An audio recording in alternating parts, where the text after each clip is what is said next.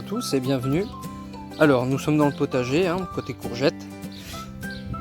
Alors, oh là là, elles ont grandi, mais alors à une vitesse. Oh, celle-ci elle doit faire au moins bien 40 cm de long. Et puis il y en a plusieurs comme ça, c'est pas la seule. Vous voyez, alors j'en ai totalisé à peu près une quarantaine, ils n'ont pas tous la même longueur. Alors ce qu'il faut savoir, c'est que les courges, en 24 heures, ça peut grandir de 2 à 5 cm. Alors selon les conditions, bien sûr, ça peut être plus ou moins. Mais en tout cas, c'est à peu près ça. Moi, c'est ce que j'ai pu observer. Donc, je dirais que je suis un peu entre les deux, entre 2 et 5 cm par jour.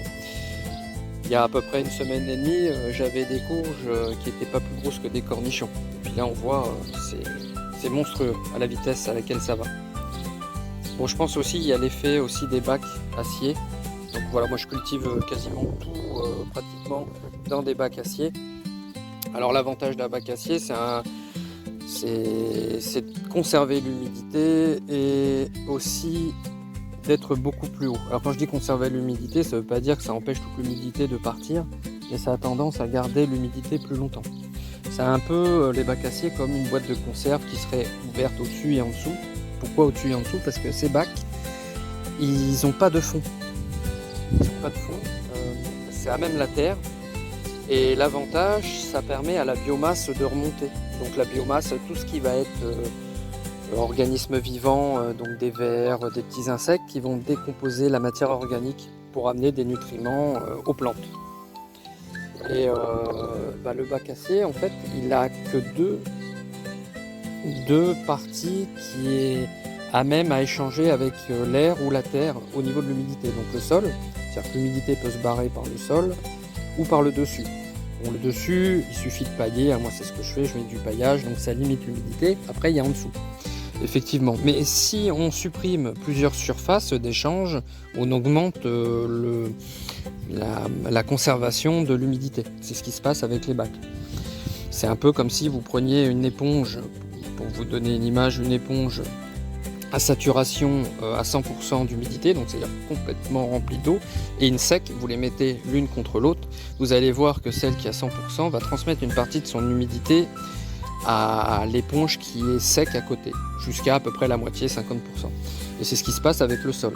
Donc tout ça, ça met un certain temps avant de se faire, et en fait on retarde avec les bacs justement la dispersion de l'humidité, dont l'avantage des bacs acier.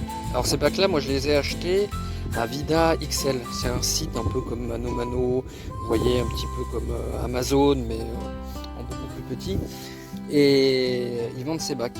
Alors attention, si vous voulez en acheter, pour faire les bonnes affaires, il faut les faire hors saison, en fait au moment où justement on plante pas. Alors moi je les ai pas tous achetés en même temps, je les ai achetés un par un, et j'ai pu voir la chute des prix en fonction des saisons.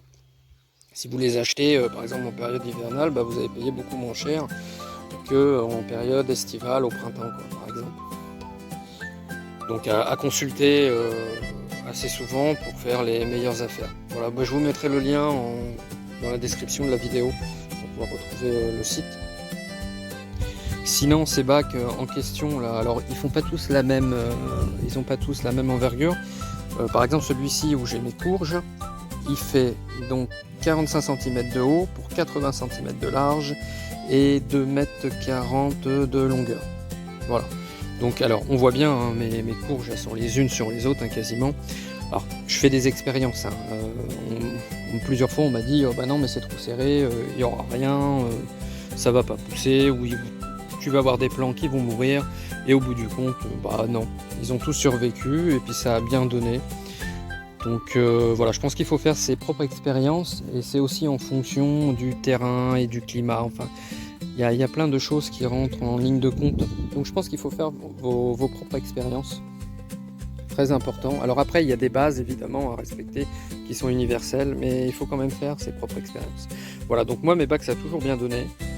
J'en suis très content. Alors après, c'est vrai, le fait que ça soit surélevé, c'est bien pour l'entretien, ça évite de se faire mal au dos. Bon, les miens, là, 45 cm, c'est vrai que c'est pas très haut, mais j'en ai un autre derrière qui fait à peu près 80 cm de haut. Vous voyez, on a des bacs qui peuvent être vraiment très très hauts. Alors, En ce qui concerne donc la terre à l'intérieur, j'ai mis de la terre potagère que j'ai fait ramener par quelqu'un qui en produit. Alors il faut prendre ça en considération, c'est que la terre potagère, c'est de la terre mélangée avec des végétaux. Et quand les végétaux se désagrègent, la terre elle se tasse. Donc on perd du volume dans les bacs. Donc pour garder on va dire un bac à peu près avec un niveau de terre assez élevé, il faudra le remplir au moins 3 fois. Alors attention, vous n'allez pas perdre 50% d'un coup, hein. C'est l'ordre de 25% la première fois, et puis 20 à 15% voilà, la deuxième et la troisième fois. Et une fois qu'ils sont stabilisés, après vous gardez toujours la masse de terre. Bon, après à vous d'enrichir aussi le sol, parce qu'il faut toujours qu'il y ait de la matière organique, hein. Donc ça, on fera une petite vidéo là-dessus. Et puis je vous ferai une vidéo aussi sur l'écaille où je les stocke en hiver pour pas qu'elles aient froid. Voilà, bon je vous souhaite une excellente journée, merci d'avoir regardé la vidéo.